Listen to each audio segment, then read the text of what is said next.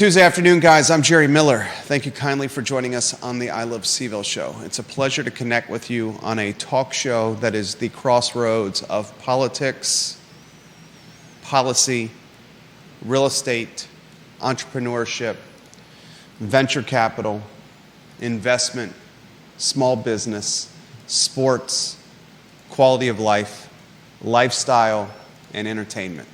What we try to do with this program is offer you the 2024 version of a digital, visual, and audio newspaper with various sections for you to digest on demand at your leisure.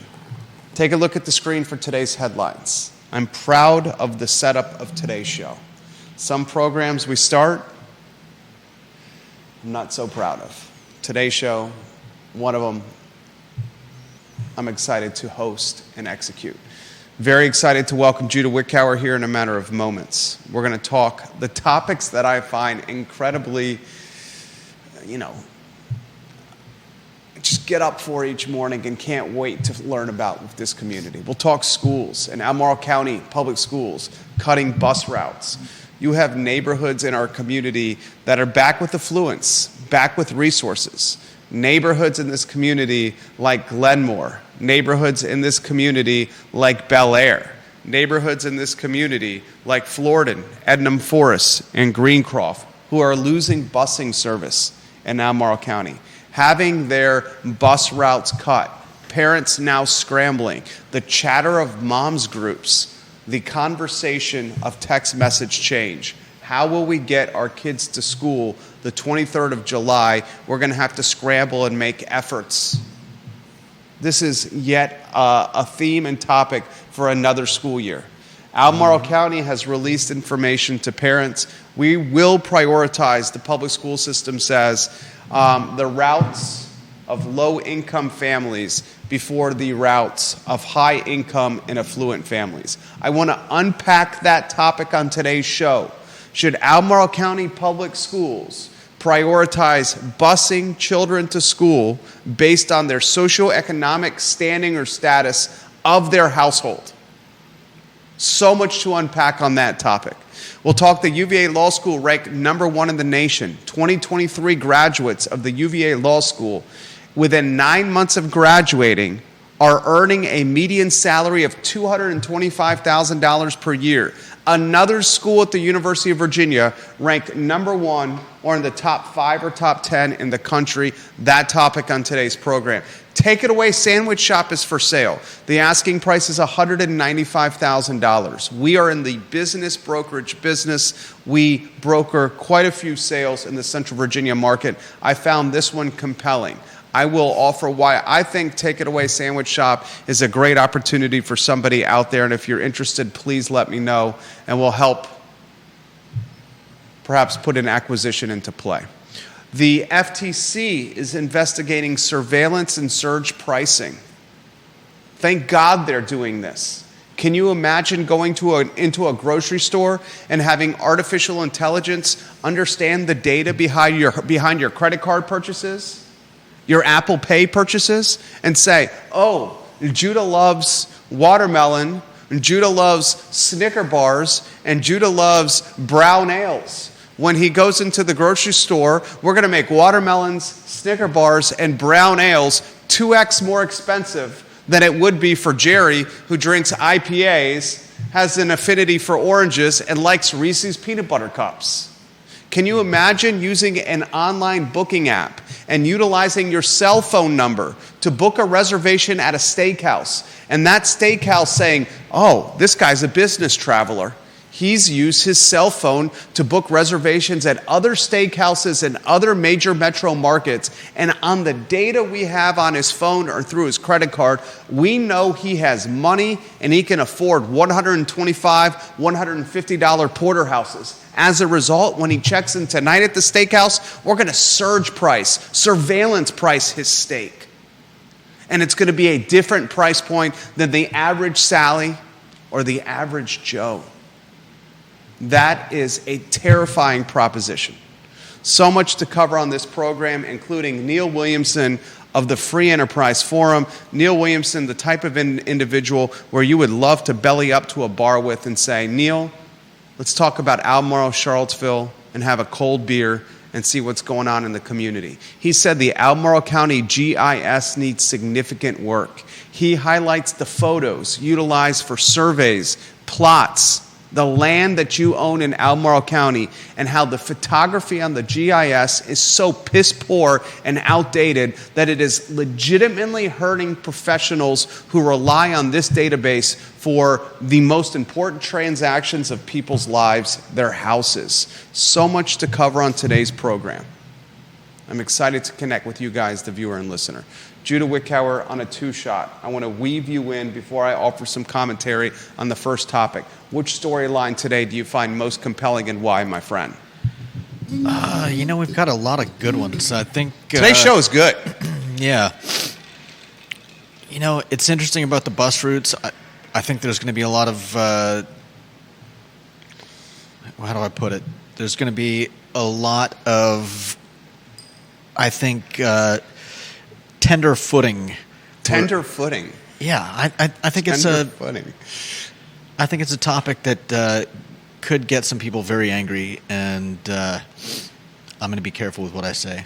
I think this topic is going to get people extremely hot and bothered. I think I'm interested in the surveillance pricing. I think it's going to be a long time before we really see that starting to take place. I think it's taking place right now. In actual places of business. Online, I'm sure it's going on. And it's definitely happening right now with your cookies, your browser history, and some of the transactions you've done in the past on your phone or through your Amazon or through the sites that you visited. In person, I guarantee you it's happening right now. Is it happening at the Micro, the Preston Avenue, Downtown Mall, West Main level? Probably not. But is it happening with the type of restaurant chains that have many points of sale, many locations, that understand the history? If it's a restaurant chain that has 100, 150 locations, I guarantee you surveillance and surge pricing is happening now. I assure you it's happening in grocery stores. How many of those places? See, we can get into it later if you want. But we should get into it later. But go ahead, ask your question. How many of those places you're talking about, restaurants, grocery stores, how many of those places don't have prices stuck to a little, Mark, you're talking sticker price. Yeah. Okay, I'll offer a little resistance on that. How many times do you go into a restaurant and it says scan a QR code for a menu? That's not what I'm talking about. You scan the QR code for a menu, the menu pops up on the phone. That QR code menu that pops up on your phone can have surveillance or surge pricing based on the data, your transaction history at that respective location. If you go into a chain steakhouse, if you go into a chain Italian restaurant, if you go into the Cheesecake Factory, I'm just throwing an example out there, and you have a history of purchasing a butter fudge pecan cheesecake slice, and they know it, and you scan the QR code, who's to say they won't offer that butterfudge pecan cheesecake at a 25% escalation because you've purchased that slice of cheesecake four out of your last 5 visits?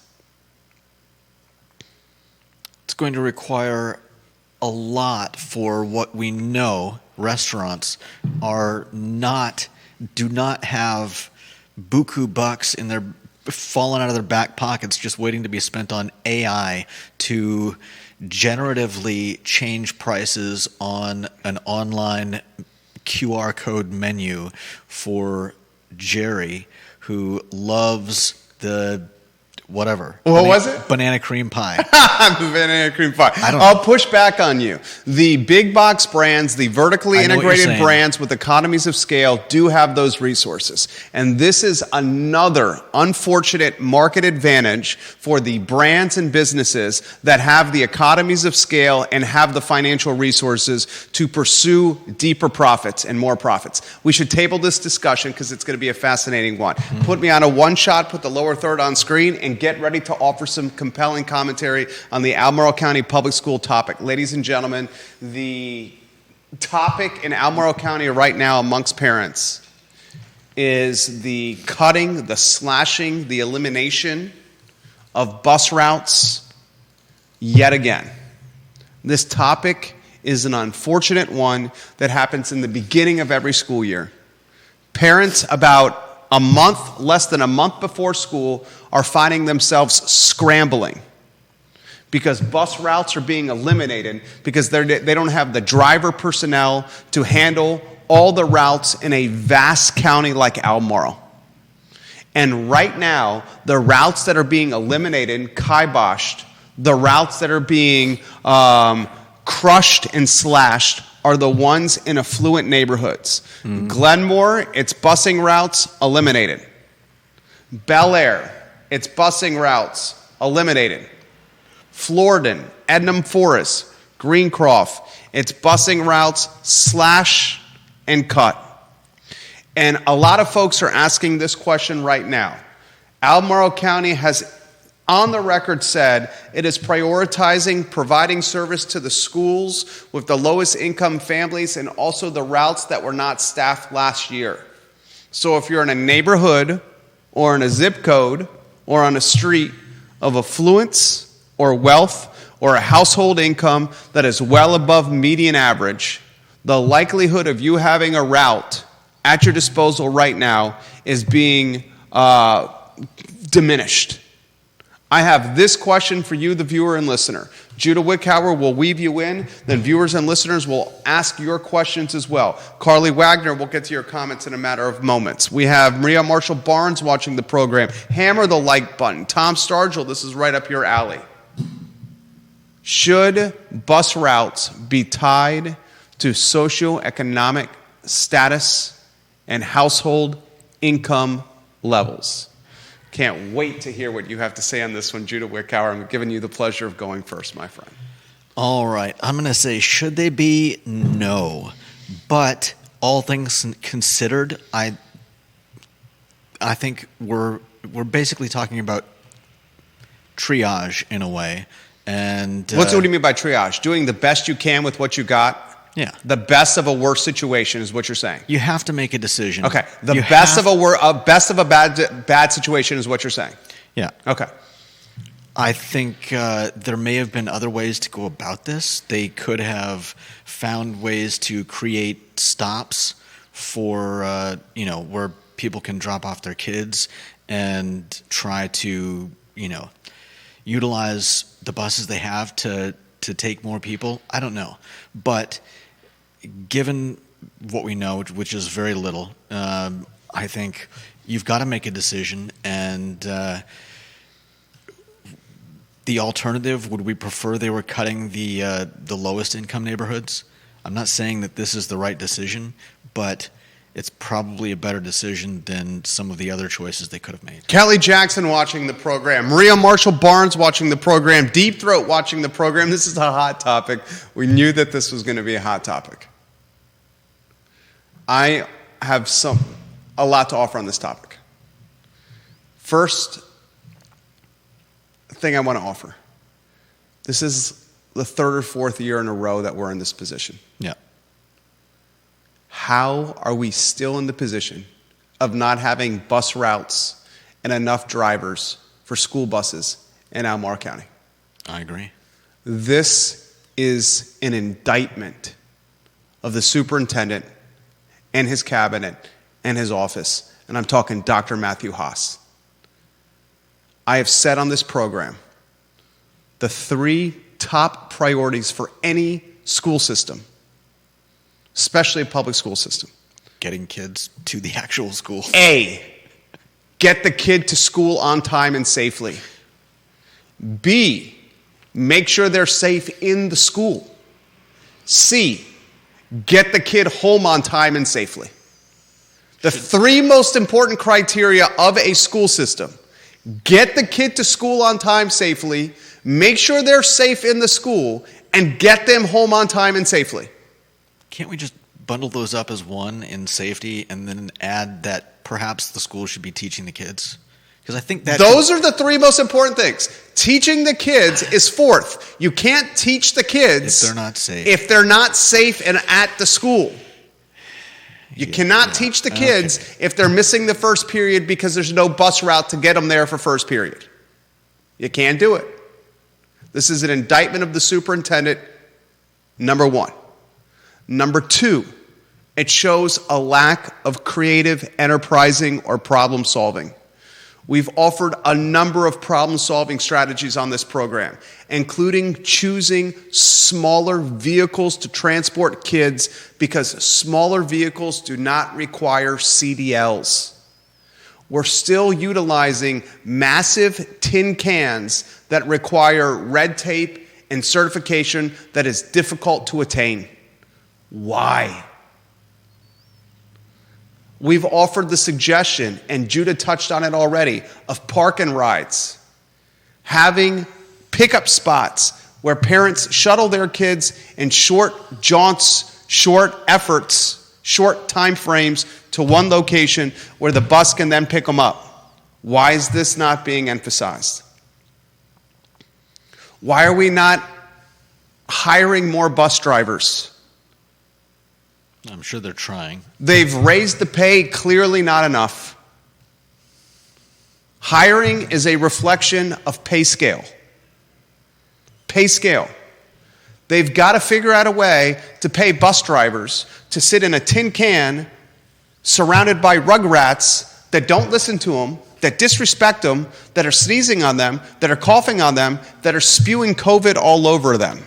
I'm glad you're not the one that's creating the marketing or the copy for the position? Yeah. Hey, I'll offer you $14 an hour. All you have to do is wake up at the butt crack of dawn, shuttle around 50 kids that are going to puke on you, sneeze on you, disrespect you, cuss you out, and spew COVID all over your face, and we'll give you $27,000 a year.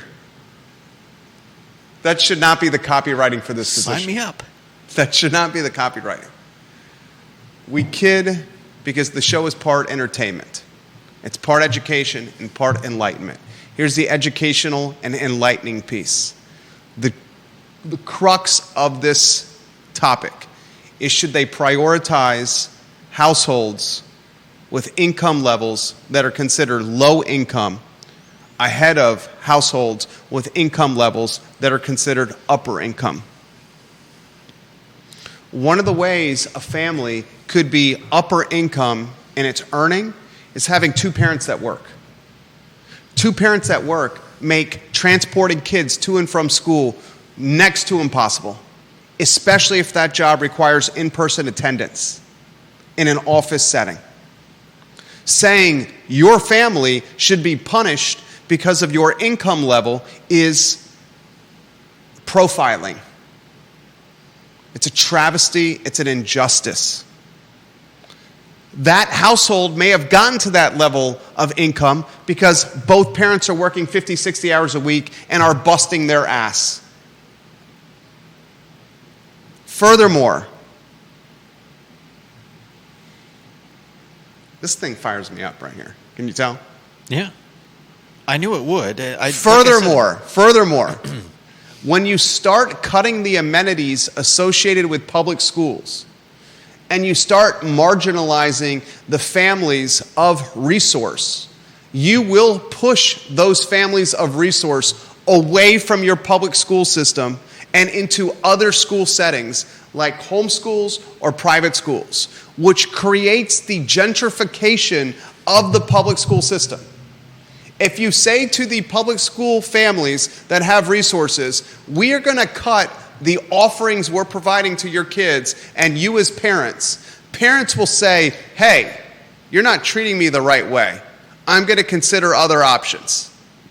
And in that scenario, you're going to create a public school system potentially of lower income and middle income families and students, which gentrifies the public school system experience and strengthens and fortifies the private school experience. Remember, much of funding in public schools is tied to enrollment. Mm-hmm. If enrollment drops, and Weldon Cooper's got plenty of data out there that public school enrollment's going to drop. If enrollment drops, funding drops. If funding drops, you have this snowball, domino, cyclical, hideous effect. Viewers and listeners, your thoughts. Judah Wickower, jump in here. Yeah, I think you're not wrong. There's a lot to unpack, but what's the alternative? I mean, I've offered an alternative on this program, a private, an enterprising business group creating a private shuttle service that forms a joint venture with Albemarle County Public Schools. I've offered alternative solutions, smaller buses, vans that don't require CDL drivers, park and rides, raising the pay of drivers. There's plenty of alternatives. We are seeing a lack of problem solving and enterprising from leadership in the county. Okay, but let's say that they've been working on solutions. They've been working on this for 5 years. I'm sorry I'm interrupting. I'll stop talking. I'm just saying, let's say they've been working on those things, one or more of them, and they haven't panned out. Maybe they're working on smaller buses with people that don't need to be certified for the larger buses, but they've run into legal issues, and I don't know. Put the second lower third on screen. Rotate those two lower thirds so the viewers and listeners that are just chiming in understand what we're talking about. The lower third is the plate that you see on screen that has the topic, what we're talking about, in kind of a succinct nutshell. Lower third is a television term from the TV background days. Judah, the role of a CEO and the superintendent is a CEO. It's to get done. It's to get shit done.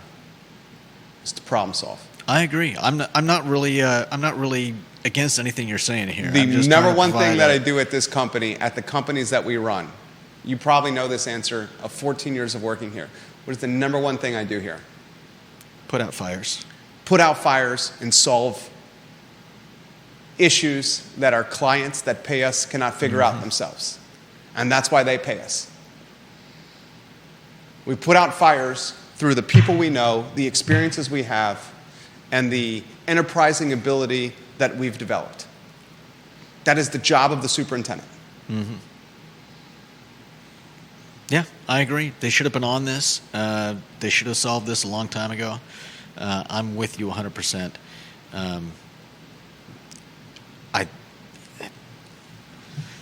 There's really no good answer to this. Like I said,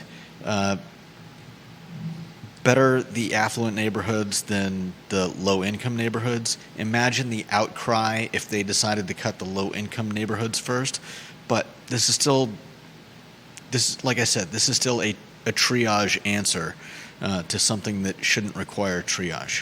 Kelly Jackson, this is a great comment from Kelly Jackson. Kelly Jackson, you need a podcast on the I Love CVille Network. Let's make it happen. She says this. Think about this as well. The students riding on the bus to elementary and middle and high school are the students from families that are lower and middle income. The students not riding on the bus to elementary, middle, and high school are students from families that have resources. What is that going to do at the school in the hallways from a division or divisiveness standpoint? It's a fantastic point, KJ. Yeah. It's a fantastic point. Kelly Jackson. She says, if my daughter was not a driver and her bus got cut, I would be so pissed off. I work and travel for work. Just because of my neighborhood, it does not mean we do not need the bus service. Why should I have to pay? Right. The county should pay the drivers more. Would this be discrimination based on perceived neighborhood costs? The cost of a home in Glenmore 15 years ago versus now is absolute insanity. That's very true. We know that firsthand. And you also may have people that live in nice neighborhoods because they had a home passed down to them by, I don't know how often that happens in Charlottesville, but not everybody. I mean, it's the same in places like 10th and Page. There may be a lot of people there who have had a home passed down to them. That's not necessarily an indication of your financials. Our respective family, my respective family, moved from Glenmore to the Ivy side of town to cut down on commute. We lived in Glenmore for 4 years. The vast majority of the families in Glenmore, which is an affluent, beautiful neighborhood, are 2 working parents. Combined household income amongst 2 working parents. Saying to a household, you will be penalized because both your parents are working 50 to 60 hours a week, and now you have to figure out a way to get your kids to school, is a travesty. And a parent in Ivy made this comment to me. The neighborhoods, Bel Air and Ednam, are the furthest from the Henley Middle School. Right. I was thinking about that too. They are cutting the bus service from the ones the furthest from the middle school. Yeah. Maria Marshall Barnes watching the program. She says, not again. This is a joke. They cannot seem to get it right. Taxes in Albemarle are ridiculous, and this is unacceptable. Regardless of income, Maria Marshall Barnes, her photo on screen, transportation is needed. Parents have to work. Maria Marshall Barnes, Fluvanna County Public Schools is currently offering free food to all students, and yet Albemarle County Public Schools cannot seem to get kids to school. It's a great point. Carly Wagner watching the program, her photo on screen. Neighborhoods, Carly Wagner says, like Glenmore, could very likely provide private bus service for a fraction of the price that Albemarle County Public Schools spends. And 1 bus, 1 driver, 1 private route divided by a large number of families. If you're talking about equality, no. Access to buses should be same for all. But if you're talking about equity, that principle would say yes. Lower income families have greater access. Carly Wagner also says, total funding is a bogus stat because per pupil spending is up and continues to grow. Funding should drop if you're serving fewer students. The truth is per pupil spending is still through the roof, and those that homeschool and do private schools still pay full taxes but don't utilize the public schools, which helps subsidize those remaining in public schools. And lastly, Carly Wagner says, the superintendent is not legally supposed to be the CEO. He works for the board. He is simply supposed to do the work the board directs, the school board directs him to do. So she's calling out the Albemarle County School Board. I want to push on the Albemarle County Board of Supervisors. I have said this on previous shows. When does the Albemarle County Board of Supervisors say, we're giving you, what was the number for public schools? Was it like $250, $300 million? Don't quote me on that. It's hundreds of millions of dollars that the Albemarle County Board of Supervisors provides the Albemarle County School Board to allocate. It's the largest line item of the yearly budget is the public schools in Albemarle. Yeah. When does the Board of Supervisors say, we're going to hold this money in escrow until you figure out this busing? We're going to leverage the allocation of these hundreds of millions of dollars until you, the public school system, figure out this key component of running your business. When does that happen? In Albemarle County, never. Deep Throat watching the program. Deep Throat highlights, if you cut the bus routes with affluent neighborhoods, you will push more kids into private school. You have to drive anyway. That's what the thinking is going to be. Yeah. He's 100% right. Deep Throat also says this, his photo on screen, please. I do think that if you embed progressivity into every allocation decision, you overcorrect. Make your tax system progressive, it is, and then do everything else evenly. Sage advice. Yeah. Ginny Hu watching the program, her photo on screen. There are plenty of people who are able to afford to live in those neighborhoods because both parents work and they rely on bus transportation to be able to do so. 1,000%. Seen that firsthand. Seen that firsthand. If both parents are clocking 60 hours a week, they're going to be ahead of the median income. The HUD median income for a family household median income in the Charlottesville metro area is $124,200. $124,200. You got 2 parents that are working, you divide $124,200 by 2. You got 2 parents clocking $62K. Those two parents, if each of those parents clocks $63K combined, works 50, 60 hours a week, they're ahead of the median income. Yeah. Deep Throat, in response to Carly Wagner, C-Wags. Deep Throat is on Twitter, responding to C-Wags on Facebook. The expenditure per pupil at Albemarle County from 2017 to 2022 increased by 35%. Yeah. We should say that again. From 2017 to 2022, the cost per educating a student in Albemarle County jumped 35%. But the instructional expenditure per pupil only up 27%. Deep Throat, you guys make the program better. KTP watching the program. She hasn't commented in a while, but she's a key member of the family. Katie Pearl, her photo on screen. When you elect the same type of school board members over and over again and don't vote for a change, you should not be surprised when you get the same results with no solutions. God, if you were here right now, I would give you a chest bump and hug you. And the most friendship and platonic way possible. When you elect the same type of school board members over and over again and don't vote for a change, you should not be surprised when you get the same results with no new solutions. I'm responding to that in real time on my Facebook page. KTP. Damn good comment. Enter, publish, send. 100%. Kelly Jackson, the school needs to offer free before school care and after school care for free for the non-bus students so people can get to work and work a full day of, 100%. Would that involve them dropping their kids off early and picking them up late, though? Yes. That means that that still screws or burden.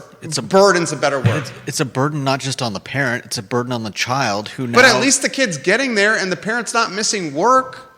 Jude, if you told me this, I cannot come to work. I'm coming to work here on out an hour late because the bus can't get my kid to school. And from here on out, 5 days a week, I'm going to leave an hour late. I'm going to come to work an hour late and leave an hour early because of my kid. Do you know what I would say to you? I would say, find another job. I wouldn't say find another job because I think you do good work. I would say you need to figure out a way to make up that time. And that could include you working on the weekends. Because if you're coming an hour late to work on Monday and leaving an hour early on Monday to pick up your kid, Monday, Tuesday, Wednesday, Thursday, Friday, that's 10 hours a week. I would say you'd have to make up that 10 hours a week in another time. And that 10 hours a week that you're going to have to make up is going to be around the business's schedule and not your leisurely schedule when you're in bed watching a Friends marathon because you have a crush on Phoebe Buffay. Who was your favorite? Phoebe wasn't your favorite? Is it Rachel? I never really watched Friends. You didn't watch Friends? Jesus. I've seen it. I've watched it. Who did you have a crush on? Do we really want to go through all the... Can you name any of their on-air names? Oh, we're still talking about Friends? Yes. Name any of their on-air names. I just said Phoebe Buffay because you can't pick that one. One of them's named Rachel, right? Oh, God, that's Did I get good. one? I actually did just say Rachel. Did you? Yes. That's probably why I remembered it. Okay. Can you name any of the on-air guys' names? I remember Chandler. Yes, Chandler Bing. Ross. God, you're so good. Ross Geller. What was the name of his sister? You got this. Starts with an M. Yeah, I don't know. Monica. And don't forget about Joey Tribbiani. Yeah, nobody forgets Joey. That's the first topic of the show. And Maria Marshall Barnes highlights this also involves and falls on teachers. Teachers are getting the shaft too. 100%. 100% teachers get screwed by this as well. This is like the third or fourth year in a row we've dealt with this. Good God. Yeah. hold your school board accountable and your superintendent accountable. And to Katie Pearl's point, you know what? You made your own bed. This is who you voted for. Yeah. Sad but true. There it is. Frank real talk for you right there. Tom Stargell, the Golden Apple Award winner and the retired Albemarle County teacher. Obviously, this is not fair, but Superintendent Matthew Haas is doing what he always does. I bet there will be 3 days of fussing and then it will go away. Threats of lawsuits that go away in 3 days. And it has worked for him every time. Matt Haas has used this on every cover-up, every test score, every woke policy, every indoctrination program, and every academic failure. I could go on, but Matthew Haas is the story, and it works because no one follows through on the big threats. Meanwhile, he laughs and brags to his school board that backs him up every time. That's a Golden Apple Award winner, retired Albemarle County teacher speaking right there. Mm-hmm. It's 1:12 p.m. We have to get to the next topic. Judah Wickower, what's the next highlight on screen? UVA law. Lower third on screen, please. Siri, set the timer for 90 seconds. She's supposed to say 90 seconds. Siri, set a timer for 90 seconds. There's already a 1 minute and 30-second timer, but I can set another. What should I name the new one? Judah. Oh, good grief. 1 minute and 30-second Judah timer. Counting down. Monica Geller. The University of Virginia School of Law has landed #1 in 2 new rankings of the country's law schools. In a Princeton review, UVA Law reclaimed #1 spot in the Best Professors and Best Classroom Experience category. As reported in the 2024 rankings, the law school is also #2 in Best Career Prospects, #2 in Best Quality of Life, #4 in Toughest Schools to Get Into, and #5 Best School for Federal Clerkship. Listen to this, Judah. After 9 months of graduation, when the American Bar Association collects its data, 99.3% of UVA law students in the 2023 graduating class had an income median salary of $225,000. $225,000. Another top ranking for UVA, another significant payday for UVA students. And ladies and gentlemen, these are the students that work for 10 or 15 years, get burnt out, make a boatload of bank, and say, gosh, I had a great time in Charlottesville partying at Boylan Heights and drinking cocktails at Zocalo. Why don't I move back to Charlottesville with my boatload of money, my Scrooge McDuck bags of cash, and buy up some real estate and change the look and flavor of Charlottesville to Albemarle County? Happens every damn day. Some of us never leave. You may be looking at somebody. Others go leave, make money, and come back. UVA Law #1, class of 2023 graduates, median salary of $225,000. Next headline, Judah Wickower, what is it? Tell your fans, tell the adoring public. Next headline, Free Enterprise Forum has an interesting article on the Albemarle County GIS and how it needs work. Neil Williamson's watching the program right now. Neil Williamson, you do yeoman's work. Donate and support to the Free Enterprise Forum, please. Do you want to do the who, what, when, where, why of Neil Williamson's commentary? I'm terrible at who, what, when, where, and whys. You just have to be succinct. You're not terrible about it. Just be succinct. All right. The Albemarle County GIS is running about 6 years behind. How many years? 6. Okay. And this is obviously leading to issues. Anybody who's looking at a plot of land or wanting to buy or wanting to sell or just learn something, they're going off of, 6 years may not sound like a whole lot, but 6 years is in terms ages of, in terms the of, digital age, and also in terms of development, and in terms of real estate transactions, changes. Right. Albemarle County GIS, Neil Williamson writes, utilizes imagery from 2018. The GIS is the Geographic Information System. Basically, the clunky, crappy, outdated websites that jurisdictions allow the public use to scour and source real estate data, like transaction history, like sales history, like acreage, like quality of construction. Mm-hmm. And he says Albemarle County's GIS is using imagery from 2018. He says this outdated pictography would not be acceptable for use in Albemarle County's assessor's office or in the community development department. He says Albemarle has paid for much more recent pictography for staff, but has not made this available to the public via the GIS. Then he uses some excerpts from CAR President Burroughs. Is that AB? Is it Ann? Is it Ann? I should know that. I'm pretty sure it's Ann. CAR President Burroughs sums it up in saying, dude, the Charlottesville Area Association of Realtors uses the GIS. Get the GIS up to speed so realtors at our mass supply chain of professionals have data that's legit. And makes the, I think his last point is probably one of the most salient, in the fact that taxpayers paid for the acquisition of the imagery and should have access to it. Yeah! Right?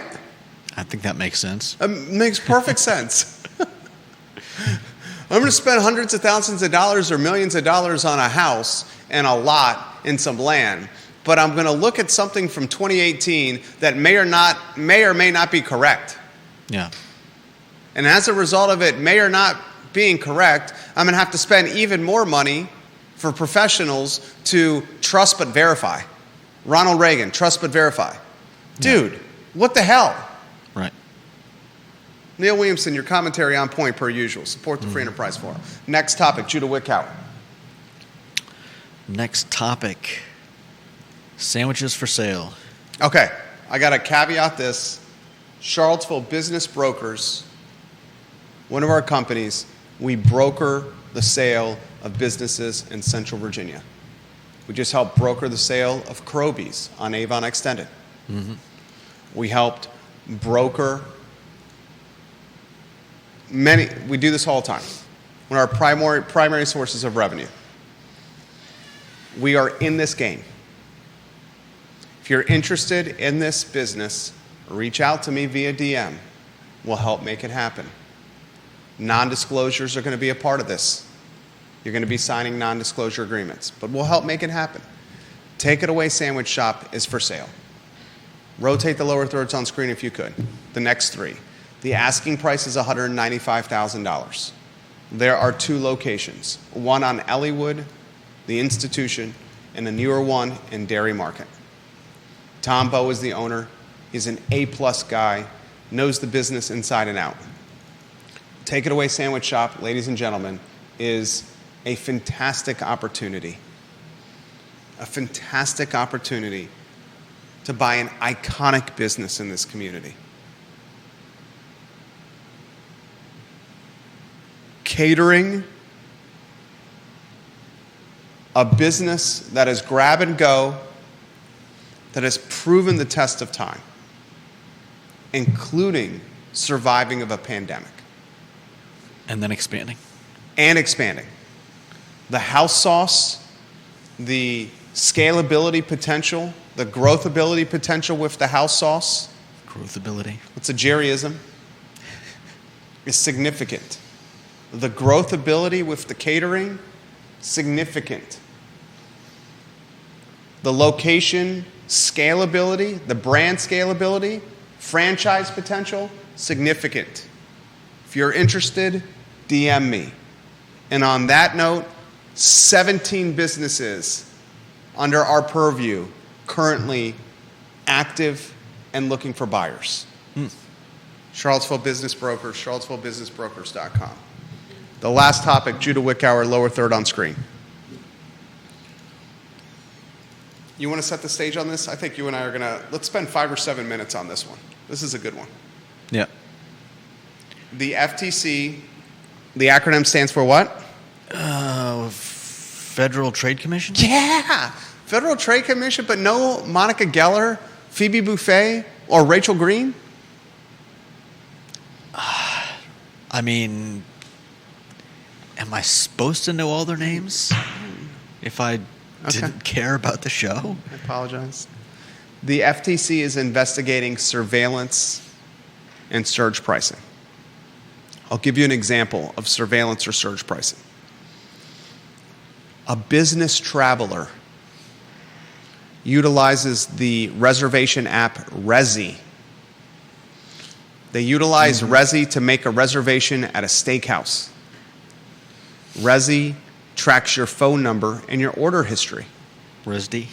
What? I think it's Resdy. Just as long as it's not resin. It's a joke. I know. You didn't think it was funny. What's the ordering app? What's the booking app? I'm talking about Resdy? Isn't that what I said? I thought you said Resi. Resdy. R-E-Z-D-Y. Yeah. They utilize your phone number to book reservations. You're a business traveler. You like steakhouses. The data from your previous dining experiences says you'll pay X amount of dollars for a New York strip. You go to a restaurant on your next business trip. You use Resdy to book the reservation. That restaurant says, oh my gosh, this guy's got an affinity for New York strips. We have a QR code that he's got to scan for our menu. Because we know he likes New York strips, and because we know in Miami he paid $65 for a New York strip, ours is currently offered at $48. Why don't we bump the price to $65 when he scans our QR code? Surveillance pricing. There's a good example. Another example of surveillance or surge pricing. You're at a grocery store. Your phone's in your pocket. Walmart, a Target. Economies of scale and deep resources. Walmart and Target. A Whole Foods. Who owns Whole Foods? You know this, Judah. Amazon. Amazon owns Whole Foods. You're walking around Amazon-owned Whole Foods. You got an order history that loves watermelons, OxyPad, zit cleaning, blackhead removing pads, some bacon bites, some marshmallows, and some creamy chocolate milk. Your order history says you like the Oxy blackhead zit removing pads and some creamy chocolate milk. You purchased it last week. You're in Whole Foods right now.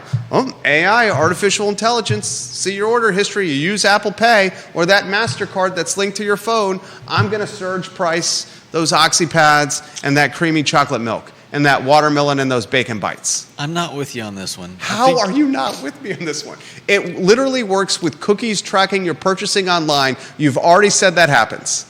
Yeah, if you're shopping online when you're walking, do you ever go into a grocery store? Because they have prices on like everything. It's not like you're wandering through the aisles wondering what stuff costs. How much longer is that the case? Have you not? You're right. How much longer is that the case? Have you not gone to grocery stores where it says scan for pricing? For the time. No, I've never been to a grocery store that said scan for pricing. Scan for your price. You don't think that's going to happen? I think it may, but there's going to be some pushback, and I think stuff like this FTC investigation may put a kibosh on that. My other interesting thought on this is we deal with this daily. Oh, we definitely deal with this lately. When you go to a seafood place it says market rate lobster. No. What do you mean no? Because that's not surge pricing. That's saying that, okay, today we've got cod and it costs $20 a pound, and tomorrow we've got sockeye salmon and it's $27 a pound. How about this? And we can't just charge you one price. But market rate seafood. At 5 o'clock, that lobster roll is $10. At 8 o'clock, when demand is through the roof and we have a wait list of people, that lobster roll is $35. It's called happy hour. Yep, there's happy hour. Surge pricing. But even worse, and something that we all put up with all the time is any kind of booking. We're talking airline flights. I just found out trains do this too. Apparently, trains can be bloody expensive if you don't buy the tickets way in far in advance. I know. Wasn't that shocking? Hotels. Yeah. You want to talk about surge pricing? Those are egregious, and we all put up with it. So I have to wonder if once this really gets started, and heaven forbid, grocery stores start taking the prices off the walls and the kiosks and the shelves, and restaurants stop putting prices on their menus, are we really going to put up a whole lot of a fight? We should. I'm not saying we shouldn't. I'm just saying. Do you understand surge and surveillance pricing could charge deep-pocketed individuals more for the same goods? Do you understand that they charge lower income people? You understand that one seat on an airplane can vary from like $100 to like $1,000? You use MasterCard on your iPhone. MasterCard is linked to a payment method on your iPhone. MasterCard, let's just say your Bank of America Visa. Your Bank of America Visa, your Bank of America app is on your phone. Your Bank of America says, this app says, this guy's got 6 figures plus in cash sitting in a money market account earning 5.2, 5.3%.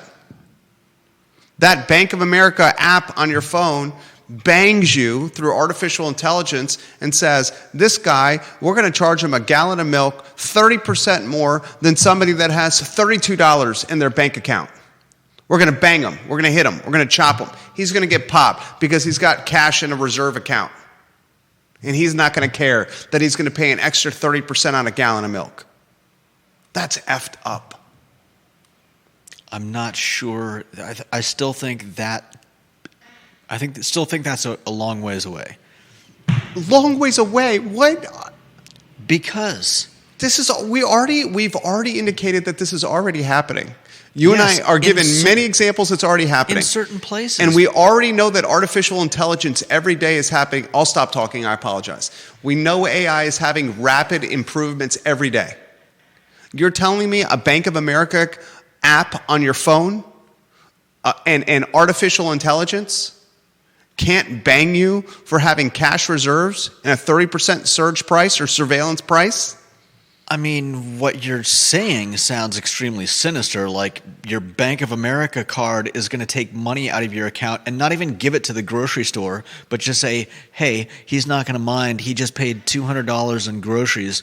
We're going to somehow, I don't know. So Bank of America, he's going to put it on his credit card. The balance is going to be up, and 19% interest is going to be on that balance. First of all, I've got no love for banks. I know you do. That's why I'm shocked that you're standing up for the banks here. Well, because you're making it sound like the bank is going to have like a direct line to all the grocery stores and the places that you purchase things, and Kroger is gonna ping your bank, and your bank is gonna say, oh yeah, he's got the money, charge him an extra 20%. I don't have any love lost with the banks, and I certainly don't trust them, but I don't see them getting that entangled with other businesses. You and I were in stark disagreement on that. Okay. You're one of your most famous lines on this show is profits over people.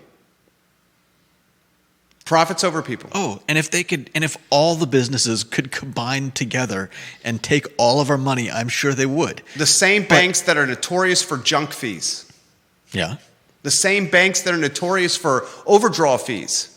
Yeah. You withdraw your account. You overdraw your account. You get popped with an overdraw fee. You overdraw your account by 25 cents and you get charged $35 overdraw fee. Yeah. I think it's disgusting. Okay, but you're talking about saying the same mythology and thinking is not going to say this guy's got whatever the word is. You're saying the same guy, the same thinking is not going to be like he's got an app on his phone, he's got a transaction history of buying these goods, he's got this kind of cash in his bank account, surge in surveillance pricing. Come on. Whose AI is it though? The banks or the place that you're shopping? Why can't it be both? Because that would require the bank to provide extremely sensitive information to any place that you go and shop. And you don't think... I find that to be outlandish. Okay. The same banks that get hacked all the time? That's fair, but you're not talking about hacked information. You're talking about the bank working with... The same technology that shut down how many flights on Friday across the country? That's not the same technology as what's in the bank. I'm making broad links here. And again, we're not comments are coming in. And fast again, we're not furious. talking about hacks. We're talking about working together with. I'm shocked that you're taking this stance. Because I'm shocked that you're taking this stance. Georgia Gilmer says this is why we need cash and checks still. Yeah, I agree. Vanessa Parkhill says this is why you should leave your phone at home and conduct your business with cash. Vanessa Parkhill, her photo on screen, Georgia Gilmer's photo on screen. Parkhill says, the Queen of Earlysville, the Amazon Fresh in D.C. has no cash registers. You get a code from Amazon to get in. Yeah. Somehow it knows what you put in your bag. Then you walk out with your stuff and they hit the card linked to your Amazon account. They could totally do what you're saying in this scenario, Jerry. Perfect example. Perfect example. Carly Wagner. I don't know if I agree with that. She says, if this concept sounds surprising, check into ESG scores. How long until everyone starts getting social scores like in China? Yeah.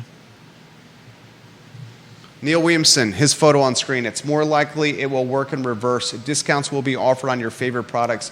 Already happening with preferred shopper cards. Yeah, I'm not denying that it happens in reverse. That is largely how it's been used. And the outrage and the outcry is, not surprising. But in reality, I believe Neil Williamson is correct. And most of what it's being used for is, like you said, with happy hours. It's a way of giving discounts. Deep Throat has good, compelling commentary.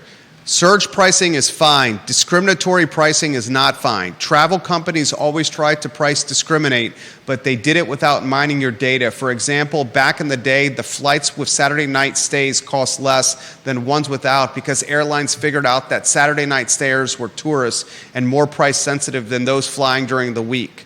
But they didn't do this based on your identity. Right. It's a crazy world.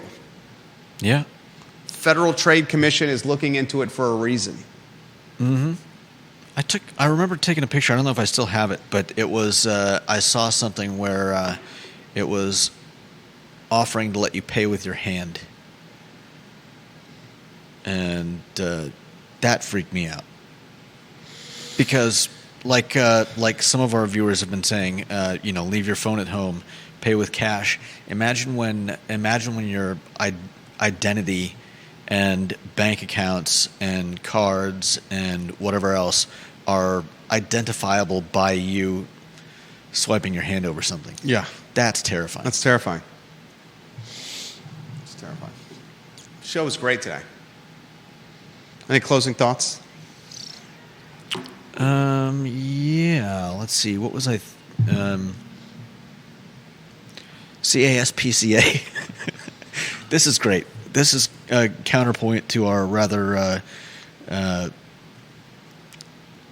scary discussions today. The CASPCA is offering guinea pigs free of charge.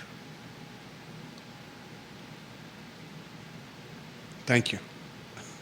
Guinea pigs free of charge at the SPCA. Run, don't walk. We had a guinea pig named Zebra. She hated our guts. Whenever we let her out of the cage as kids, she ran away from us and left a trail of poop everywhere. Zebra the guinea pig. I would too. My sister had one. If you're interested in the Take It Away Sandwich Shop or one of the many other businesses in our purview of potential transactions, send me a DM. I'm available on all the social platforms. Judah Wickower on point per usual. My name is Jerry Miller. This is the I Love CVille Show. My friends, thank you kindly for joining us so long.